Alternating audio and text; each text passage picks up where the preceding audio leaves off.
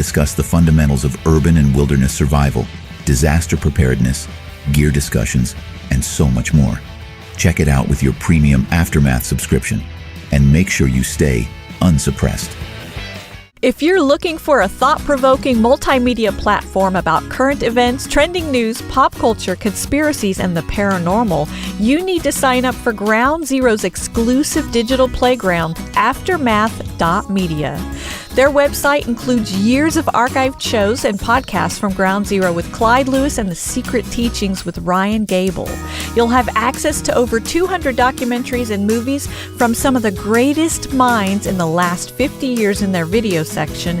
In addition, you can watch live video stream of Ground Zero. Also, there's monthly chats with Clyde along with intriguing and educational webinars. Each subscription includes tech support, RSS feeds, a chat room, and social media channel.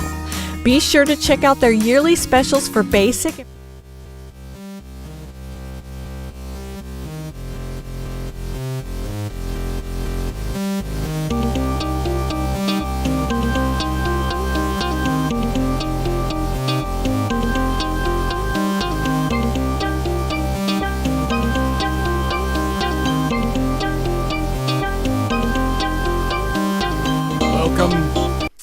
Ladies, gentlemen, fellow slaves of the global plantation, and hermaphrodites. The Vinny Eastwood show is bad news. It's like the news, but so much worse. It's the lighter side of genocide. Just because we're being exterminated doesn't mean we can't enjoy it. Otherwise, what's the point of being killed? The Vinny Eastwood Show, where the only thing worse than living in a high-tech global police state run by child-trafficking Satanists is Vinny's jokes. And my very special guest that we've got on here from the Wolf Movement NZ is, of course, Wolf himself. Wolf, welcome to the broadcast. Thank you, Vinny. It's nice to be here. Thank you for inviting me. You're welcome, you're welcome. And synchronistic, we just bumped into each other at Resolution Festival after we met synchronistically at Brian's pizza party one night. And Wolf is the man who told me of Dr. Joe Dispenza, who healed his severed spinal column with intense meditation and whatnot. Very interesting guy. So I thought, well, let's get him on the show, eh? I mean, this is the show for interesting people, really. And so he's going to be talking about all sorts of things, who he is, what he does, and we'll get into a quite fabulous conversation. Just before we do that, on the other hand, ladies and gentlemen, I do want to direct you and let you know that the Vinny Eastwood Show is a listener-supported broadcast. It's been going 16 years since I was on the street with a camera and a megaphone and editing all the videos up and making sure that the activists who did those speeches at those protests at all those times throughout New Zealand's key points of history, they were recorded and they were uploaded so that other people could hear them, and hopefully their knowledge and their wisdom and their sacrifice would not be forgotten. And then it got all deplatformed. So that was that one. And so, in the meantime... As you do. It's a part of the formula of telling the truth. If you... what was it?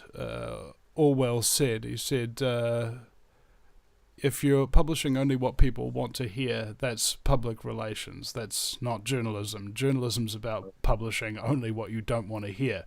And so, ladies and gentlemen, I'm glad that you're here listening to the things that you don't want to hear. Now, on screen for the listening audience, and I'll just share screen with you for a minute there, brother, is the VinnyEastwoodShow.com, the VinnyEastwoodShow.com. There's Vinny with a Y because it's the most important question, and Eastwood, like, go ahead, make my news. And if you go there, you can donate through PayPal, KiwiBank, and you can also become a Patreon of my band, Vinny and the Vendettas. And I'm very grateful for everybody who starts up those regular weekly and monthly automatic payments to help keep the show on the air. Vinny and the Vendettas provide the music for the show during a lot of the time, so I'm very grateful for them and all the hard work that they've put in the recording studios and whatnot. And just did a Vinny and the Vendettas Boney M cover of Rasputin called Jar Jar Jacinda, if you ever interested in doing that. And of course, Luftwaffe Aloft, which is a nice, funny song. And that's all available on YouTube as well. There are all sorts of videos there, Vinny and the Vendettas on YouTube. So we're finally at the end of 28 months of the freaking court system, finally been convicted and discharged. So no more consequences there for being arrested on 18th of August 2021, protesting the lockdowns that were destroying lots of people's lives and their livelihoods. So I want to thank everybody who supported us through that. And last word, just on my sponsors, HoldenHealthcare.com. David Holden's an incredible nutritional biochemist, and he specializes in naturopathic oncology. So if you have gone through the medical ringer and they've just given you pill after pill for ill after ill and nothing seems to be working, try naturopathic care and get a full spectrum analysis of your entire body so that he can show you and give you the supplements that will help your body to heal itself. HoldenHealthcare.com, emphasis on the care. There's a medical disclaimer there on the website. And our last sponsor as well is reopen.nz, which is a place where a lot of pro-freedom, anti-mandate, all-inclusive businesses in New Zealand have decided to add their freedom business to the list to be counted among those people from all over the country and all across the spectrum of business in New Zealand who have put their names up there in defense of freedom and reopening New Zealand and getting rid of these ridiculous laws that are, of course, not ridiculous if you know the true agenda behind them. So with that being said, my very special guest, Wolf, has been waiting patiently in the wings there. If you wouldn't mind tipping your camera up just a little bit so it doesn't cut off the top of your bro. And then it should all be gravy as a train. So that being said, Wolf, can you please tell us a little bit about who you are and what it is you do? Totally. Is that camera right there? Oh, yeah. It seems to be dipping. It is. It's on it. Okay. That's what's happening. the little thing needs tightening. All right. That's what she said.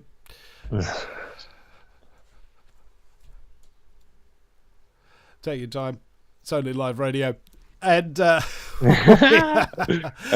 all right, hold on, we'll get there. We'll get there eventually. I actually remember while you're trying to sort that, I remember the last person I needed to give a mention to is Billy TK's documentary River of Lies, the New Zealand Scamdemic. It's now available online for you to purchase for $20. Host a little get together with your family or your friends and show them the documentary. Maybe charge them a koha. I don't know what it is, what you got to do, but it's a great documentary. It basically, you know how we all know all these things, right? But we couldn't really exactly explain it or have the perfect examples to really build the case against the scumbaggery that we went through those last couple of years. This documentary does that in such a way that it's inescapable because it uses the establishment's own words, what they say before, what they say during, and what they say after, against them. And there's no defense against the things that you do say. And they can do the exact opposite afterwards, man. Oh, it's great. So go to riveroflies.co.nz and donate as well because, as the Māori say, Paul Marie, and donate to Billy because you don't want him to be a Paul Marie. Mm-hmm. And what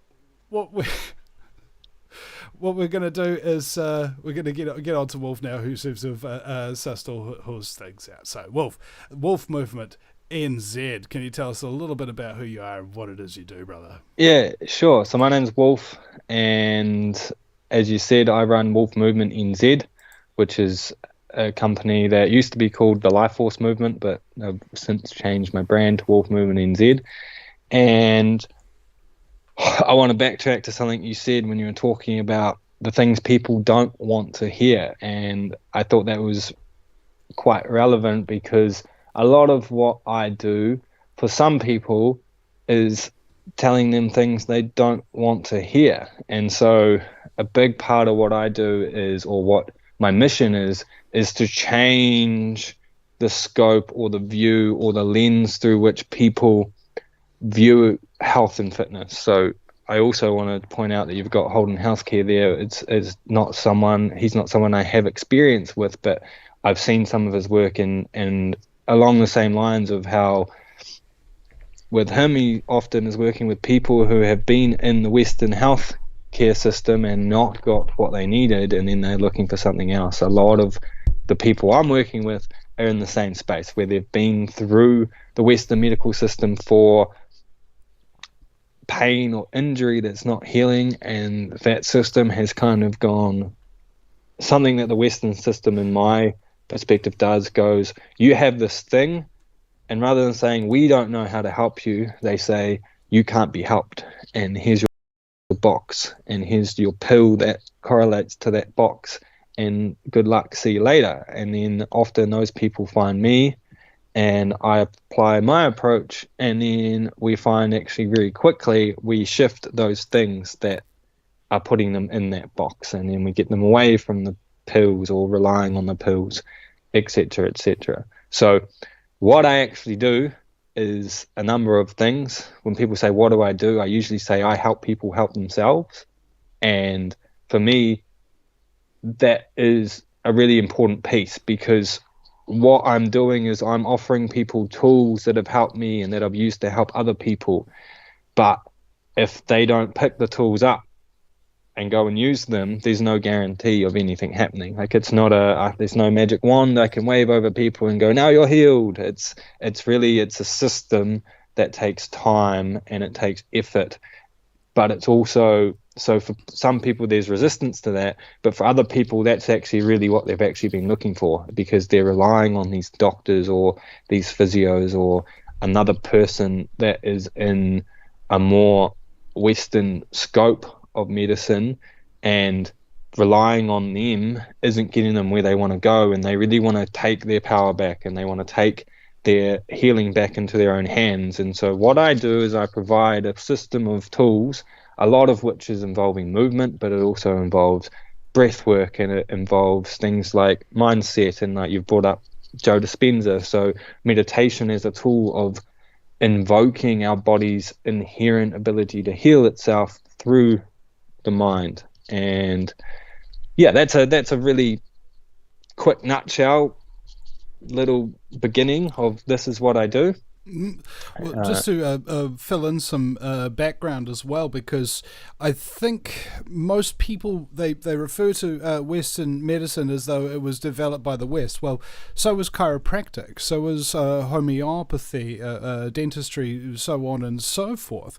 So when we talk of Western medicine, my thing is you just go back to the beginning of it as an establishment, and this was when the Rockefeller medical interests who were making pills out of the toxic substances from their oil interests that they couldn't dispose of legally without significant cost, they figured out that those substances actually did things to people.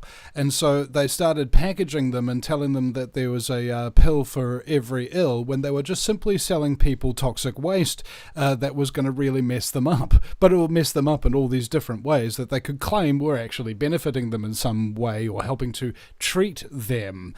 And then they paid a guy named Flexner to create what became known as the Flexner Report.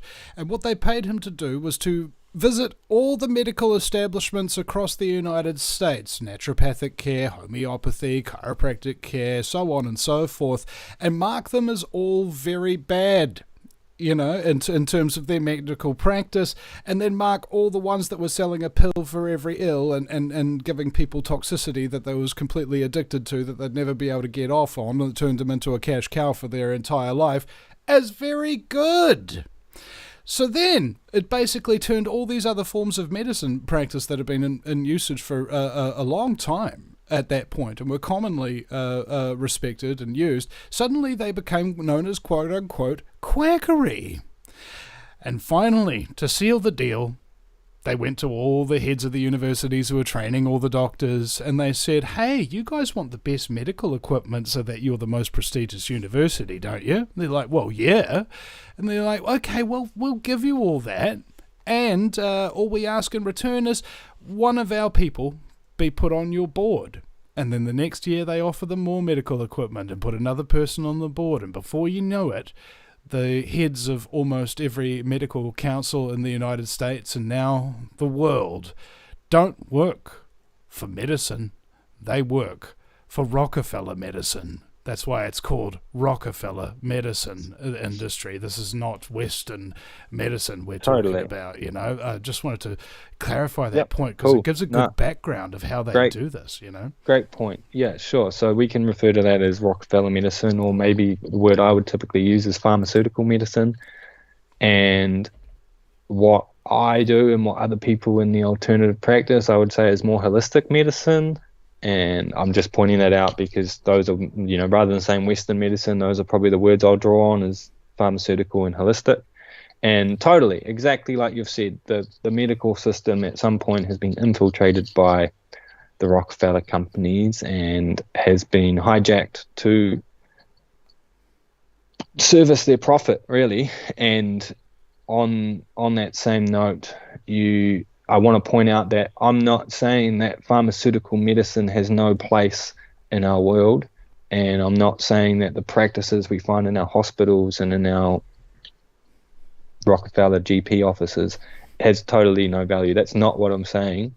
But to me, a lot of that is the ambulance at the bottom of the hill to catch you once you've jumped off the cliff, rather than the barrier at the top of the cliff, which stops you from falling off in the first place. So yeah, a lot of what I'm doing is trying to show people a different way, trying to get people to realize that, okay, you can go to your doctor and they can give you their advice and they can do their tests, which are all really valuable, you know, like as in my profession where I'm at with the qualifications I have, I can't order a blood test for someone, and I can't order a X-ray for someone, and I can't order an MRI for someone. But those tools, as diagnosis tools, are really powerful. I always say that the number one tool of diagnosis is you being in your body and getting in touch with what you're feeling and what that means.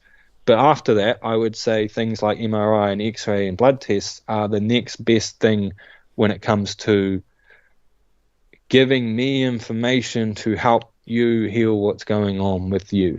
So yeah, I really want to start by saying that I'm not saying everything in that system is bad and don't go to it, but I'm trying to get the two worlds to come back together, because as you said, there's these pharmaceuticals that, as you said, were, at least in the beginning, completely built from waste products from something else, and then now it's kind of become, now they're just creating chemicals that they can continue to sell, etc., etc.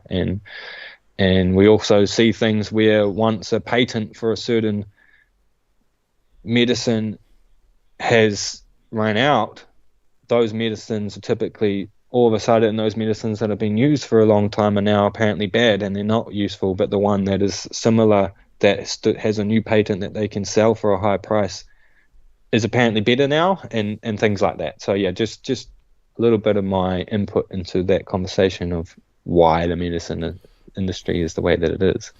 I think when we talk about the medical industry, it's important to know that it is an industry. And I think in other parts of the world, for a long time, it had worked differently. For example, in China back in the day, a doctor didn't get paid unless the whole village was healthy. Sure. You know? Sure. So when we're talking about today, when we're talking about these quote-unquote alternative practices, these are not alternative. These are actual health practices that do work, because totally. I think people forget, because there's such an interconnectivity between the different parts of your body. You know, that's why they call it mind, body, spirit, keeping it in alignment and what have you, and that they don't realize that these things are not actually completely separate. That if there's something happening to your spirit, if you're feeling depressed or whatever, there are physical symptoms that are associated with that, which are the roots of deeper problems. And a lot of people don't realize that maybe it's not the stuff that's happening to you in your life that's making you depressed. Maybe it's the 2 liters of Coca-Cola that you drink a day. Totally, for sure. Another thing I just want to say is that I don't know how it is now necessarily, but in 2015, I went to Japan for a youth leadership exchange, and when I was there, one of the things that I learnt was the way that their medical system is set up, where a person, you kind of pay your doctor a subscription every week or every month, and you pay that all the time unless you're sick and injured, and then you stop paying it, and then you don't start paying it until that doctor has helped you get better again. So they're really incentivized to actually help you heal, rather than rather than the way that ours is set up, is they're getting paid to see you, whereas in Japan they're actually getting paid to not see you, which to me seems like a better system. And I mean, I wish that we could do that with the New Zealand police. You know, we don't, we just pay our protection money every month to ensure that they don't mess with us. That'd be great. Totally. I see this as an interesting concept, because this means it's different, right? How the peer-to-peer economy, which is what I use with this show, is you create a product for free. You help to heal people of their ills or their woes. You help them to stop feeling so alone or whatever. You know, the show provides a service for people, and the way that the show continues to work is people donate to it. They give off their energy from energy that I'm giving to them for free, allows me to continue the show. Now, I think this is in many ways what you would consider sort of a health practice, you know, a psychological health practice, as it were. And I wonder if that could be the model going forward in future. Okay, everybody, you know, you can sign up, you've got to do the work and what have you, and if it works for you, donate something, you know? Totally.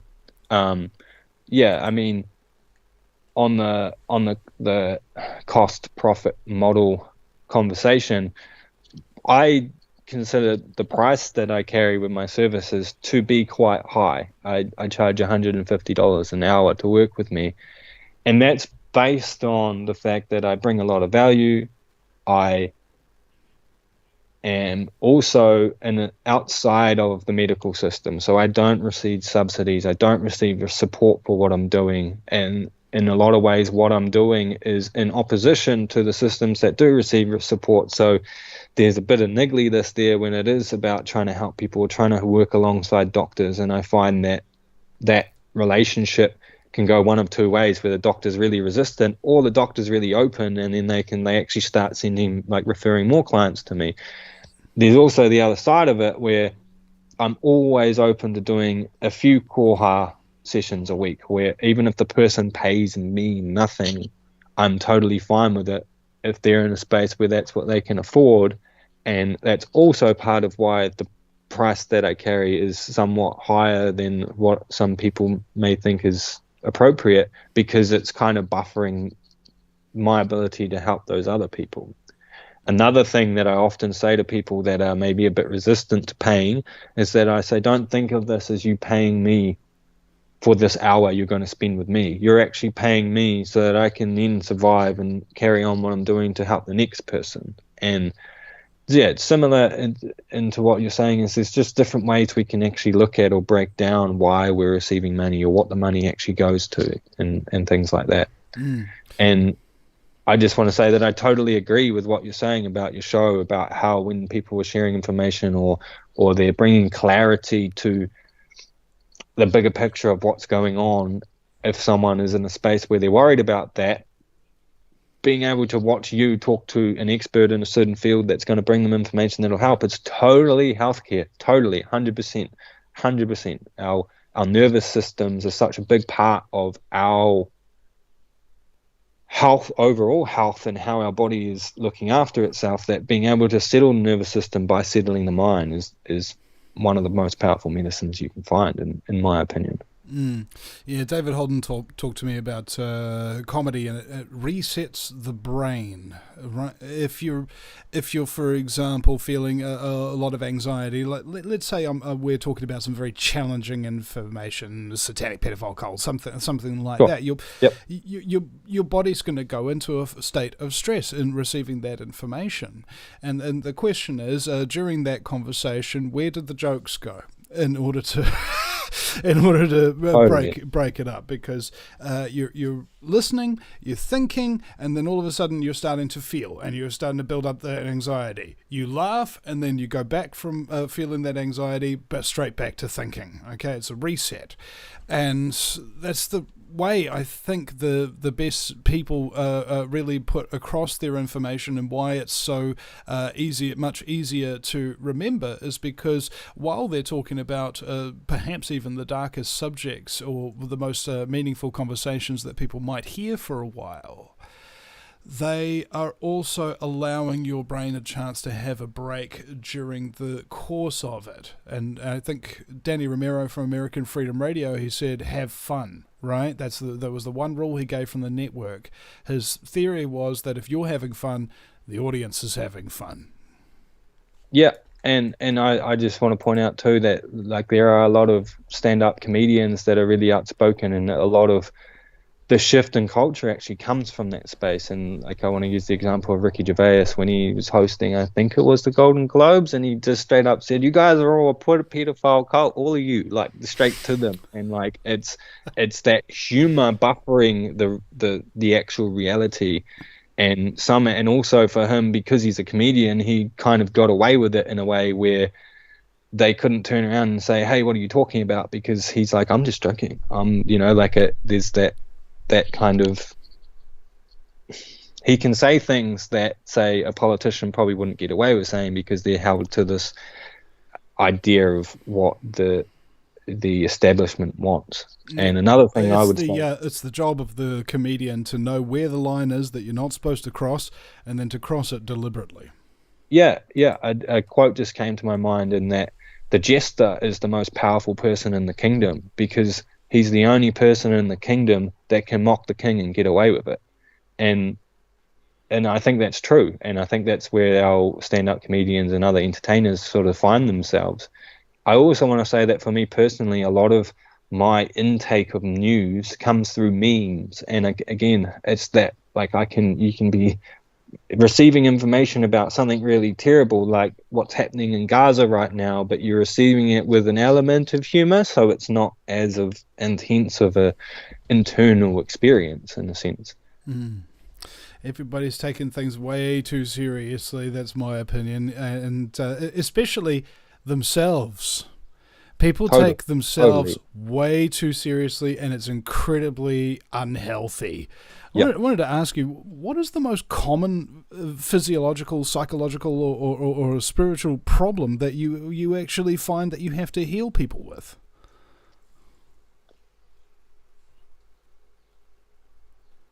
The most common, I think that, so in general, pain is the thing that I'm dealing with most, whether it be pain that is persisting or an injury that's not healing.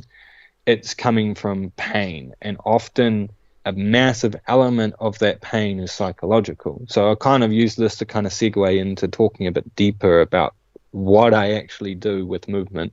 So I'm also a massage therapist and these other things, but the main thing I'm trying to share, or the thing that I feel like is coming through me from the creator, or whatever thing you believe to be the greater cosmos, I feel like this system has come to me and is for me to share, and it's a purpose.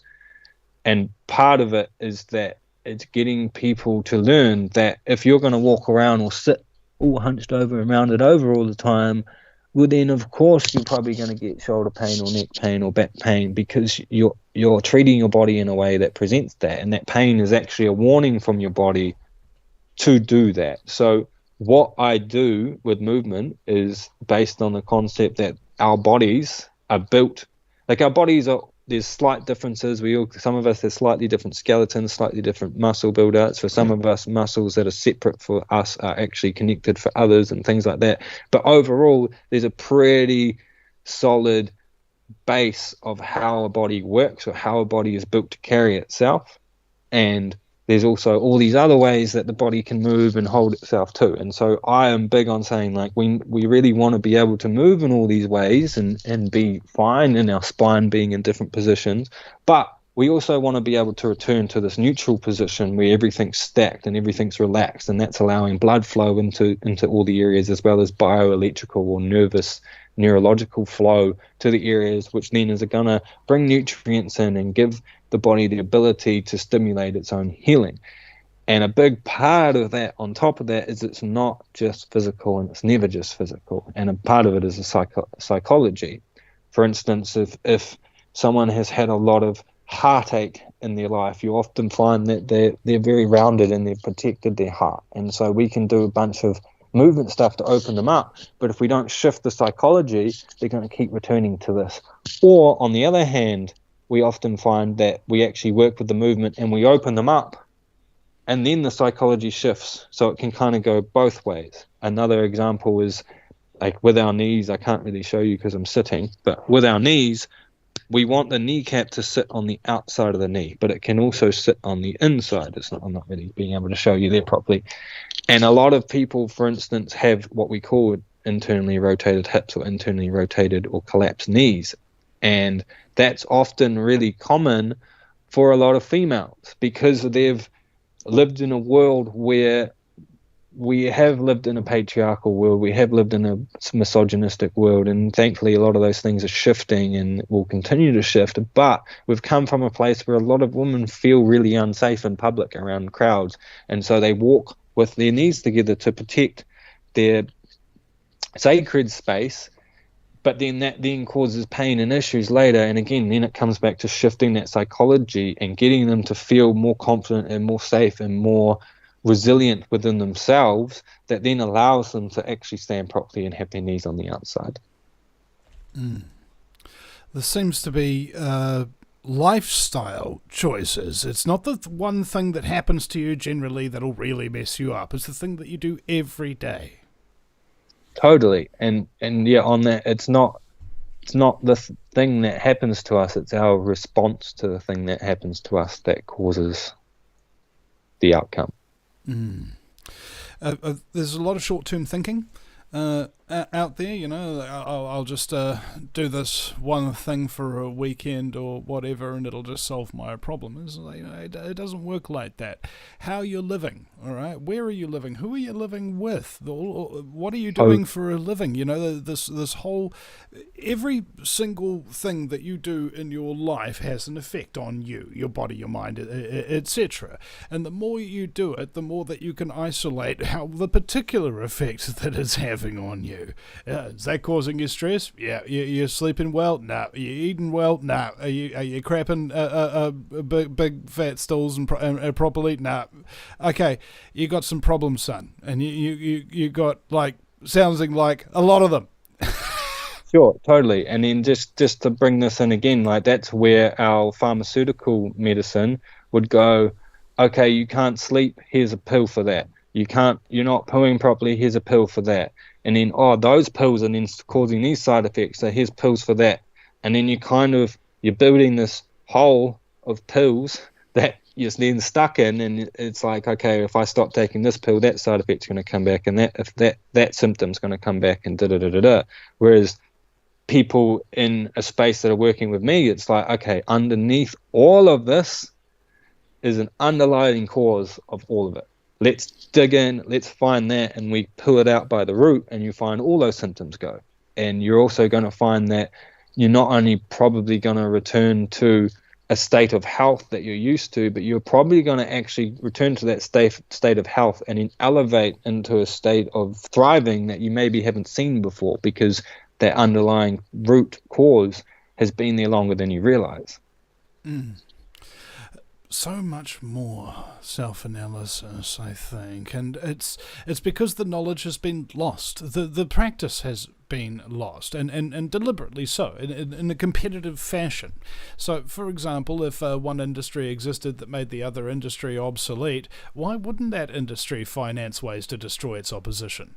You see, Totally. that's what we're dealing with here, and unfortunately, in destroying the opposition for human health and human peace and comfort, you're killing people and you're destroying their lives, and every life affects all the other lives that it comes into interactive space with, and so I think that there's such a massive ripple effect from the negative health practices and also the positive health practice that are trying to shift that ripple back.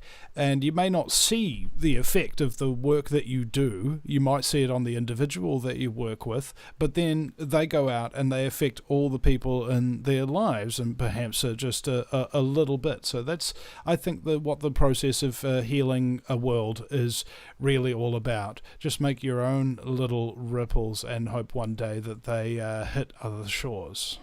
Totally. A big part of why I keep doing what I'm doing is that, for instance, a lot of my work throughout the summer is happening at festivals, and so a lot of my followers or following have found me through a festival because they've done a workshop with me at a festival, or they've come and done some one-on-one work with me in a healer space at a festival.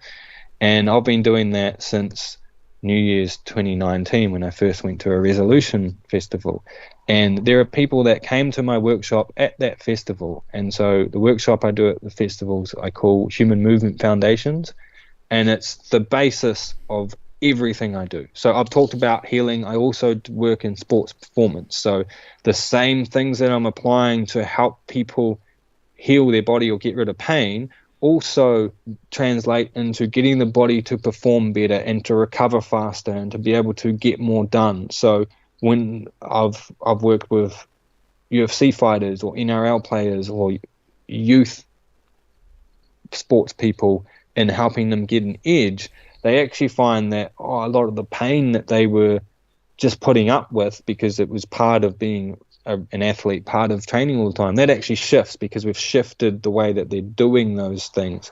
And so you have both those pillars, but at the bottom of both of them is this foundation of human movement, and that's why I call this Human Movement Foundations. And for me, that is standing, walking, sitting, picking things up off the ground, and squatting, because we all are doing all of those things every day, and we can't avoid it. And so, like, if someone is going and they're going to the gym and they go to the gym for an hour, and while they're in the gym for an hour, they stand and they check their posture and whether they've got it right or wrong, they're focusing on the discipline of the form. And so they're squatting right, they're keeping their spine straight when they're doing this work, and then they finish and they go, huh, and then they walk out all kind of hunched over, or they're tired, or their nervous system is taxed, so they've dropped their head or whatever, and then they carry on the rest of the day doing that, and then the next day they come back, and for that hour they come back into doing it straight, and then they drop it again. So what a big part of what my philosophy is I'm not saying don't do that hour in the gym. I love the gym personally. I love lifting, I love movement, I love calisthenics, I love being in a gym environment, but just doing that gym thing and then going back to moving unwell is going to keep you unwell or keep you in dis-ease. And so, like you said, it's a lifestyle thing. It's about taking the form out of the gym. It's about not, like, again, I'm not saying don't do yoga or you stretching, but if you're going to do yoga and focus on alignment and stretch for an hour and a half in a class or on your own, and then get up off your mat and hunch over again, or whatever it is that your body presents, the accumulated time in that bad form massively outweighs that hour and a half on your mat. And so, yeah, I'm really talking about lifestyle being what causes pain, and then lifestyle being what's going to shift the pain. You think society has been structured in such a way that it's almost inevitable that people will wind up becoming in some kind of pain? I remember this when I went to David Holden. He's got one of these amazing machines, bro. You know, you talked about MRI, blood tests and what have you. He just clips a little thing to your finger and a few other places on your body, and runs light through you, and then based upon the light that comes back, it figures out what's wrong with you. And he goes, okay, over here, Vinny, this is your liver, and it's classified on number 1 to number 3. 1 meaning it's very good, 2 meaning it's sort of all right, and 3 meaning very bad. Your liver, Vinny, is a 9. I was like, oh, okay. You know, no more coffee, no more ciggies, no more red meat or any meat of any kind. You know, this whole week-long cleanse out, and then kept most of the practices at bay ever since. And so that big sharp pain where my liver was just going, oh, you know, just sort of thing. Went away, and it's stayed away because of the advice that he gave me. You know, chief among them, drinking lemon water. Right? The principle behind that is when you pour water over something that's dirty, like a cell, for example, it just goes over it. But when you pour lemon water on it, it goes into it and cleanses it out, right? And we're all subject to constant toxic activities, right? And this was, I think I've only come up with 2 conspiracy theories in my life, and this is one is about specifically the liver. When your liver is damaged, the main effect that it has, the first symptom, is apathy. You just don't care. And if you have a look at society, think about all the daily practices that people do that damage the liver. Sugar, stress, Wi-Fi radiation, and alcohol, and cigarettes, and caffeine, and processed food. All right? Totally. That's the stuff that almost everybody does every day. Yep. So if that was socially engineered deliberately, I believe that the reason for that would be to create a largely apathetic, docile population. Why? Because those people, you can do anything to them. You can do anything to their society. You can do anything to their children, and they just won't be able to do anything to stop it because they don't care enough to, because they can't, because their livers are sick. Yep, totally. And I want to bring up things like the chlorine and the fluoride in our water, and a lot of the foods that we're having. You talked about processed foods, but also even if you're having fruit and vegetables and they're covered in pesticides or they're massively genetically modified, again, it's like you can be trying to do the right thing, but you're actually just adding poison to your system. And I want to bring up the liver as well, because the liver is so important, and the kidneys, but using the liver as the example, it's purifying our blood for us. It's what it does. And I can't remember what system it is. It's one of the Eastern systems. It may be actually Chinese medicine, to be honest, but I can't remember exactly, so don't quote me on that. But in our Eurocentric view of the world, we often talk about the heart, and the heart being our center, and the heart being the place where our soul sits, and all this kind of lots of warm, feely things we say about the heart. But there are systems that actually believe that the heart is just a pump. It's just pumping. It's what it does. It's just pumping our blood around our body. And while that's really important, we've got this liver. Sorry, down here.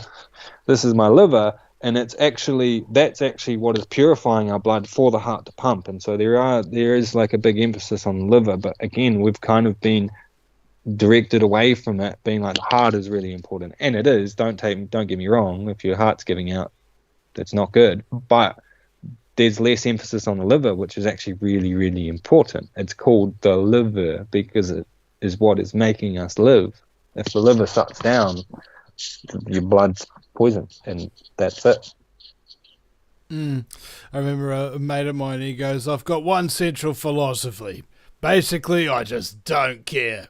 And it's like, okay, that's great, bro. We'll see what that does to your the rest of your body and your mind and your social relationships and things like that. I mean, occultists like Mark Passio at whatonearthishappening.com, he talks about true care, right? Like it's an ancient practice. Like you truly care about something, and quite frankly, if you are in this scenario, and this is something I was going to go back to before, if you're trying to heal the world in whichever way that you're doing it, it might be a talk radio show, it might be a physiological health or whatever. If you're trying to heal the world, if you're trying to help people, and you're trying to do it without being a dick about it and just trying to do it because it's making you money and what have you, you won't get particularly wealthy while you're doing it, but you'll come across lots of little chasms where you're like, man, I don't know where the money's going to come from for me to do that, and then the money will just show up like that, okay? Or a person will show up to do it for you, you know, and you're just sitting around and you're thinking about it, and you think about a guy's name or whatever, and you just give him a call, and then suddenly he tells you something that you were thinking about earlier, and then he allows you to create something with him that neither of you could have created on your own. It's like there isn't any need for a business plan, because we understand that the universe has one already and we can't improve it. We can only go with its flow. Totally. And that's not to say that a business plan is a bad thing and that you shouldn't ever have a business plan, but there's actually a lot of benefit to having those systems and structures in place. Totally agree with that. But at the same time, for me, what you're talking about is you're starting to talk about what I would start to call faith. And I believe that faith is really important for our health. Not necessarily saying that I think everyone's faith should be the same as mine, but that having faith in a higher power of some sort is really important, because the truth of our reality is just as you said.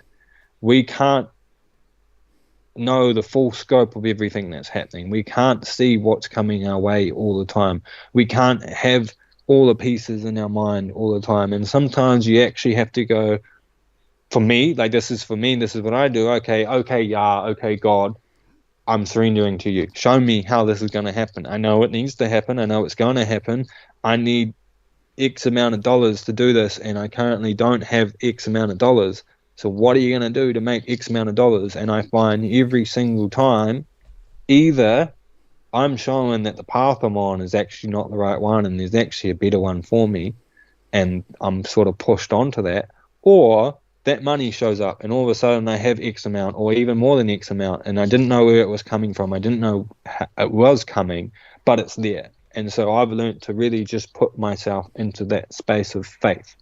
And yeah, for like, again, I'm not saying that everyone has to believe in the same God, or the same higher power, whatever that is, but having some system of putting your faith in the universe, I believe, is really, really important. While also knowing that's maybe too woo for some people, and that's fine too. I think there's just a lot of people out there who are stressing out about everything because they can't control it, right? And control has always been an illusion, you know, like it's totally. There's no justification for having authority over another human being, as a lot of anarchists believe, and likewise there's no basis of authority for you controlling the universe and controlling how things work. You know, they work as they do, not as you would wish them. Mm-hmm. Totally. And on that note, like, I feel like I'm really grateful and I feel really lucky or privileged that in my upbringing as a child, I had examples of a person or people around me who were really warriors. They worry a lot. They stress out. And so something would be happening, and I'd be seeing them react to that thing happening, stress themselves out, burn out their nervous system, and really kind of have this really negative effect on themselves through it, while also having an example of someone else who was actually really calm and just like, okay, this is just happening. And then whatever happens, the cards fall, they get restacked up, everything's fine, as things typically tend to be. And I notice how one person has just been totally fine through it all, and this other person has just gone and spiked their nervous system and then dropped and have all the effects that come with that. And now at the end of it, we're both in the same place, or they're both in the same place. So I've learned to be a really calm person. That's what my response to that was. Someone else may have responded to feel like, oh, we're meant to worry about everything or whatever. But I am really calm. And a lot of my work is actually teaching people that they are causing themselves detriment by their reaction to things that actually don't need as big of a reaction as they're having to it. It's different if, say, you're in a flood, like we had the floods a year ago, and I was in my room and water starts coming through the walls. And even then I'm like, ooh, okay, this is happening. And there's a part of me that's reacting to that, and I'm starting to grab my electronics and take them upstairs and get my bed out and whatever. But I'm also calm enough to do that and react, regardless of the fact that my nervous system is reacting to it. While I know other people, something big is happening, and they just freeze because their nervous system, when, say, they're late for an appointment, their nervous system's like, I'm late, and it reacts as though they're in the wild and the tiger's chasing them. And then when it happens, when they're in a situation where there's water coming through the walls, they just totally shut down because their response on their nervous system is so massive that they become non-functional. I've done that before, like when I'm on the way to something and I'm stressing about it because I'm late or whatever, and then after a while I sort of learned, and I was like, wait, hold on a second. Technically I'm late, but when I get there 10 minutes late, the person who I was going to see actually had something else they were busy with that they needed another 10 minutes to complete. You being late is usually a gift to the other people that you're showing up to, all right? Even I had a show yesterday with General Lee from the General Knowledge podcast, and it was supposed to be like, I thought, 11 a.m. New Zealand time, and then it turned out it was actually 1 p.m. it was supposed to be, and he'd sent me an email saying he actually needed to push it back an hour because he had a meeting before that, and so we called him on that hour, and he needed another 15 minutes. Now, I could have been really stressed out about that, but I wasn't, because I was seeing to the missus, seeing to my baby boy, cooking, cleaning, doing all sorts of things around the house, archiving, it gave me time. The delay gave me time to do something with. And I wonder why people are big slaves to the clock, a lot of the time. I mean, with talk radio, it's a little bit different. We were maybe a couple of minutes late starting here today, and I apologise to the network for my tardiness, but it still goes on to the incredibly hypocritical point I'm now making in conjecture. The whole idea, I think, behind timing, it's the essence of jokes. All right, it's the essence of political maneuvering, is just being there at the right time. And I think it was Woody Allen who said that 90% of the work is just showing up, being present, being there, paying attention to what it is you're doing. So Wolf Movement New Zealand, my wonderful guest here, Wolf has just given us some big downloads and things to think about. And we have just a few minutes left on the show. So I'd like to invite you, if you may, to do something introspective or outrospective or something that kind of you think will be a very internal thought that you'd like to get out, or something that will just blow the listeners and my mind. Yeah, sure. I just want to run off what you've just said about time as well, and just say that I totally agree in that tardiness can be frustrating, and I know that in the past I've been a particularly tardy person, and it's something that I've worked a lot on. But there are also still times where I'm late to something, and I've found that 9 times out of 10 when I'm late, that other person needed me to be late.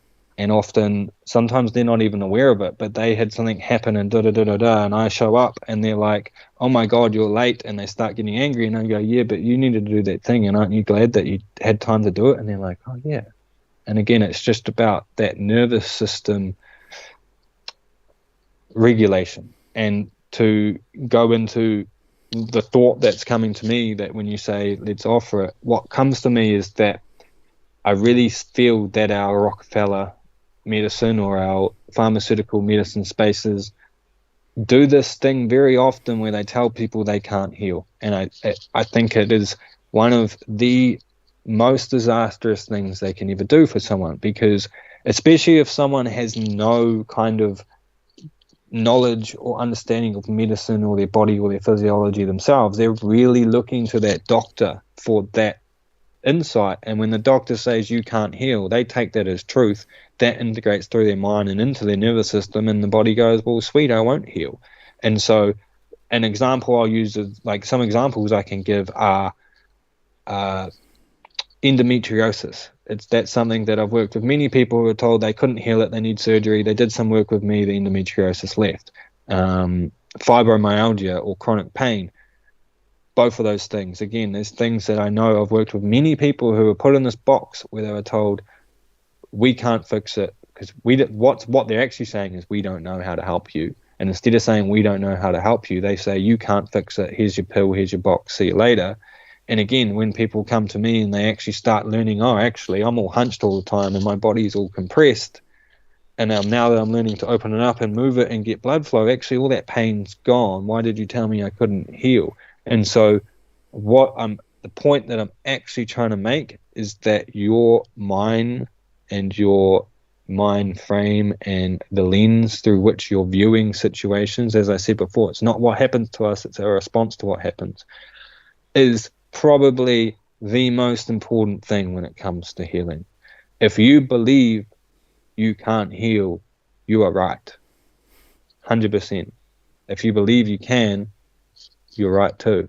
And I would just say that doing things or talking to people or having conversations with people that lead you to believe you can heal, or doing activities or practices that help you see, actually, I'm more capable than I thought I was, or I'm more able to feel free in my body than I thought I was. Doing those things to help influence your mind to believe that you can heal is the basis of all healing in the body. 100%. 100%. That's what it is. Even with movement. Yes, there is physical, okay, we're physically opening the body up, but physically opening the body up is convincing the mind that it can do that then integrates into the nervous system, that then leads to the release or healing of the body. Like an infinity loop, you know? You got it. Yeah. Yeah. One influencing the other, and then back again until it starts influencing itself, like a talk radio show host. Totally. Now, I love that kind of self-referential healing, right? Yeah. Is it the right word? Healing? Is it recovering? Is it resetting? Is it realigning? Right? Yeah, I mean, people often call me a healer, but that's not a word I use for myself, because if there's any healing taking place, the person themselves is doing it. I'm not, like I said, there's no magic wand. I'm not doing it for you. You're healing yourself. And in the same thing, like, we call our medicine, our Rockefeller medicine industry, to me, is actually working with illness, whilst us on the other side are working with wellness. And the concept of wellness doesn't exist within medicine. It's actually like, you're broken, we'll fix you. It's not how well can you be, how can we make you well. And yeah, again, it's all those words of affecting our mind, which affect our nervous system, and we're in that loop again. And that loop can either spiral us upwards or it can spiral us down. It's like giving somebody the pill to manufacture for themselves, like the endocannabinoid system, cannabinoids from within. This is endomedical, all right? It's the medicine from within. I like that. Thank you. That's great. I might use that, and I'll remember to credit you for it. The Wolf Movement, New Zealand, the endomedical practitioner Wolf over here. If I can just quickly give a spiel, just to if anyone's watching and they want to talk to me, or they want to find me on social media, on TikTok, on Facebook, and on Instagram. Instagram's the main one I use. Wolf Movement NZ, one word. So wolf as in the animal, movement as in movement, NZ as in New Zealand, all one word. That's how you'll find me. Please feel free to reach out. You can find my contact through there as well, my phone.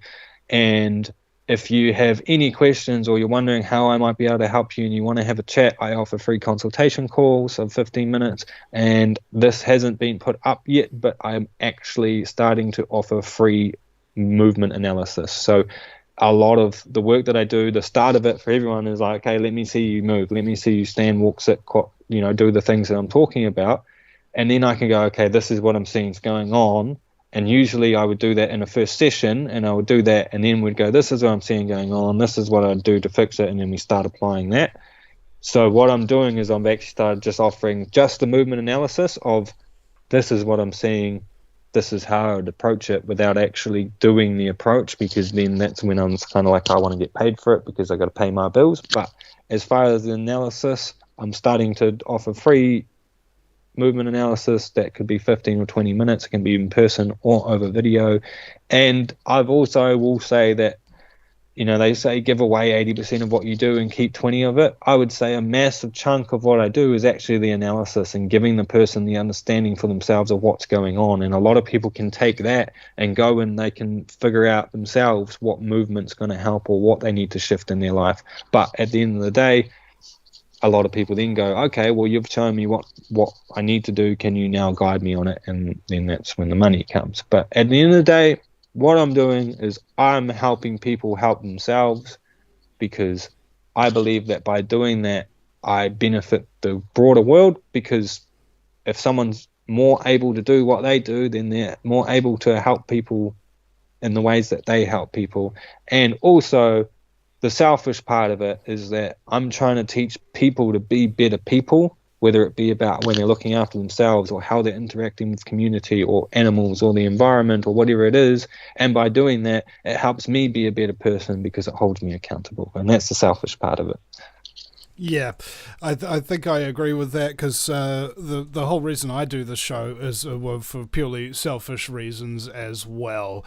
I don't like the idea of getting enslaved or subsequently exterminated by ruthless criminal sociopaths. I mean, just general. I'm very selfish with the methodology of the show. So, Wolf, is there Wolf Movement New Zealand? That's on Instagram and Facebook. You got a YouTube channel yet, bro? I do, but it's not as up to date as those other spaces. But yes, I do have a YouTube channel, Wolf Movement NZ as well. Okie dokie. And in future, just let me know if you want any help setting up live streaming or any of the stuff that you can see me doing here, because that'll basically allow you to get your message out a little bit further without actually needing anybody's help anymore. Because my belief is that the world has been destroyed by two groups of people, nerds and professionals. and for the same reason. They make things sound so much more complicated than they actually are, so that instead of realizing you can do it yourself, you'll have to pay them perpetually to do it for you. Yes, and that's something that, again, when I'm coming back to my work, something I often say to people when they're like, oh no, this seems overwhelming, I can't do it. And I say, okay, it's not difficult. It's complex, because it's lots of little things all together, so it's complex, but each of those little things is actually really simple.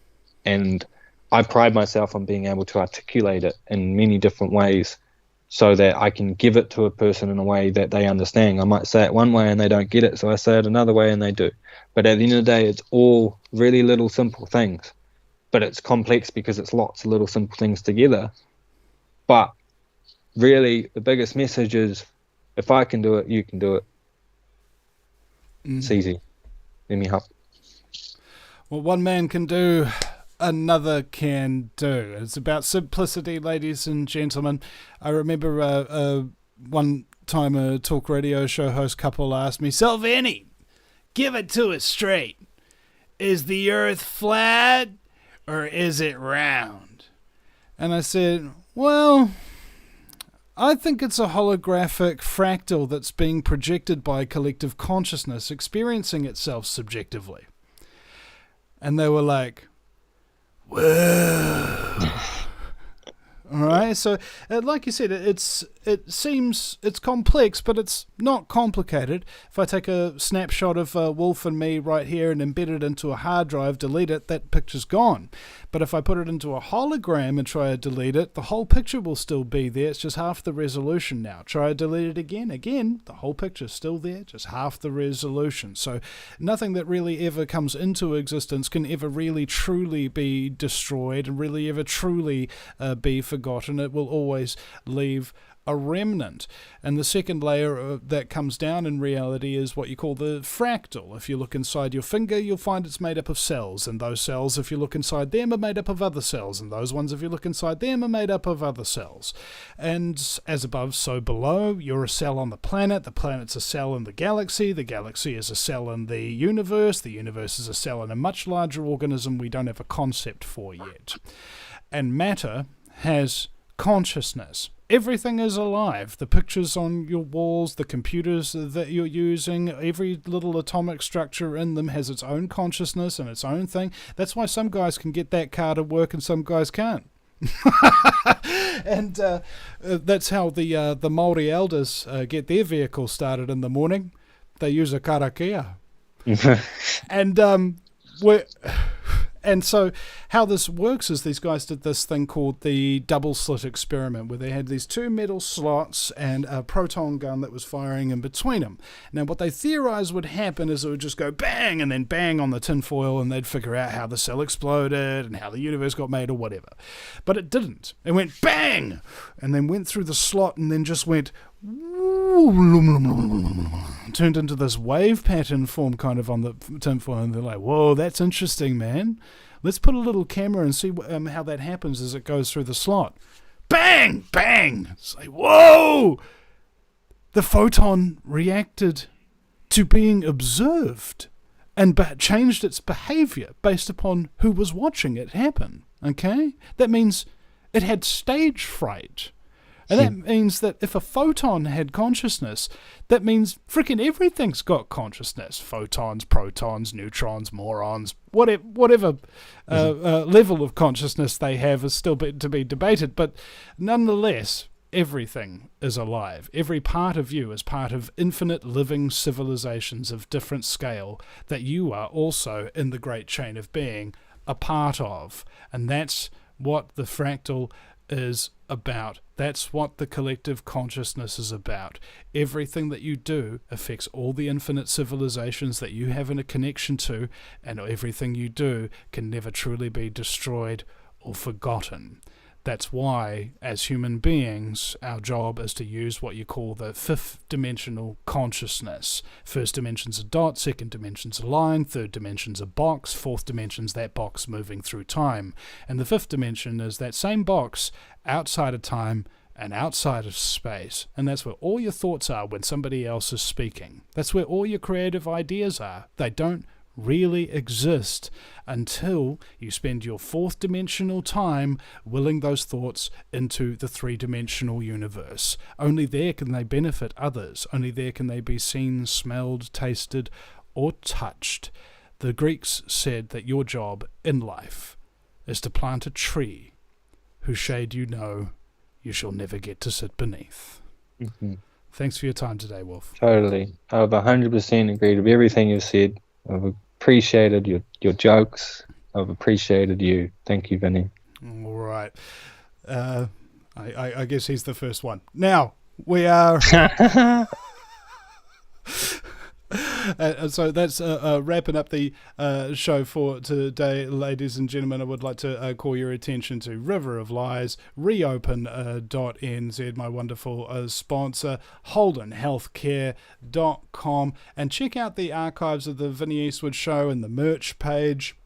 Get yourself a Cindy Kruger Nightmare on Molesworth Street t-shirt. Game of Drones. Maybe John Key putting the dick in Dictator since 2008. Illegal Alien versus Predator. The fortune cookie that says you're effed. You know how sometimes the fortune cookies get real bad, and of course aspartame. All right, my aspartame sense is tingling. For those of you listening on the radio, you won't be able to see ayahuasca the Grouch either, but go to the merch page on the VinnyEastwoodShow.com and you will. If you want a brief update about what happened to me and Billy TK all those years ago in August 18th, 2021, you can click on the Day Democracy Died banner on the homepage of the VinnyEastwoodShow.com. This is a listener-supported broadcast, so go to the homepage, thevinnyEastwoodshow.com, TheVinnyEastwoodShow.com, and donate through the KiwiBank if you happen to be a Kiwi. The regular automatic payments help so much. We've got people who are giving like $1 a month. We've got people who are giving $10 a month. We've got people who are giving $50, and one wonderful listener is giving us $300 a month to be able to pay the power bills and internet bills and things like that come through towards the end of each month. And this is all those tiny little contributions from all those amazing and wonderful people that you are, and I don't say that lightly, by the way, ladies and gentlemen. I have spoken to huge quantities of listeners of the Vinny Eastwood Show, and you're all not ordinary, okay? You're all not boring. You've all got skills, you're all reasonably bright, you've all got a sense of humour, and the world is a better place because you're here doing what you're doing and being who you are. That's every single listener of my show that I've met so far, and I'm grateful that people like you would ever listen to the things that I can teach and the people that I can bring you. You are very special, and you're not alone, and you are loved, and you are appreciated, if only here at the Vinny Eastwood Show, because your friends and your family just probably hate you because you make them look bad. Oh God! Oh, if you don't laugh, you'll cry. Which reminds me of last thing on there. That the origin of that phrase. You know who actually spoke that phrase originally? If you don't laugh, you'll cry. It was Abraham Lincoln. Interesting. You're right. It was after the Battle of Gettysburg, the bloodiest battle of the Civil War, and this journalist was walking through the town, and they hear this raucous laughter coming out of one of the medical tents where all the injured soldiers with their arms and legs blown off and bullet wounds and things like that, who would ordinarily just be writhing around in pain, and they were laughing. And so this journalist comes in, and she saw that the president was sitting there, telling them all these stories and telling all these jokes to all these injured soldiers. And they approached him and said, "Mr. President, after such horror, after such cataclysmic damage, how could you be so jovial?" And the president replied, "Because if I didn't laugh, I'd cry." Helping us to reset our minds, helping us to reset our soul, help us to reset our bones and reattach severed connections. Ladies and gentlemen, don't take yourself too seriously, and don't take what other people have to say about you so seriously either. Thank you very much for your attention. Thank you so much, Wolf. Wolf Movement NZ is the place to find them, ladies and gentlemen. And we'll see you again next time at the VinnyEastwoodShow.com.